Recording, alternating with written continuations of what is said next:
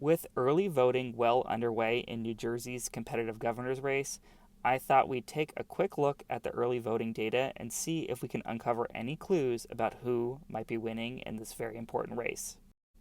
The best place to start when using early vote data is to compare this election to previous similar elections. And there was another governor's race that was very close in 2021 where the incumbent governor just won by 80,000 total votes. So you can see here Murphy had 1.3 million and Ciattarelli, who's running again, had 1.25 million.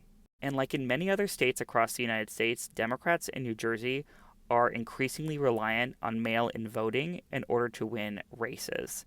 So this shows us what the final mail-in voting data was from that 2021 race. So you can see here, Democrats have a huge edge in mail-in requests, 541,000 to 172,000 for Republicans, and they returned 359,000 of those ballots. So that made up about almost a third of Murphy's total votes came from mail-in votes. And you can see 66% of Democrats who requested a mail-in ballot returned it. So what we want to do is look at how are Democrats performing in this election when it comes to vote by mail returns, because that's going to be a huge chunk of the vote that they are going to be able to bank early. This shows you how Democrats are trending with the current mail-in return rate. So on the right, you can see that Democrats, as of 10/21, have returned 46.21% of ballots, and Republicans have returned 46.79% of ballots. And when it comes to total requests, Democrats still have a huge lead, 529 to 181. And Democrats have been closing the gap in the return rate, and we do expect Democrats to exceed the Republican return rate by the end of the period. And if you're curious, down below, that yellow date there, 10/28, that's the date when early in-person voting starts in New Jersey, and then 11/4 is the election. So at 11/3, we should have basically the total return rate for ballots, and we should have all the early vote banked.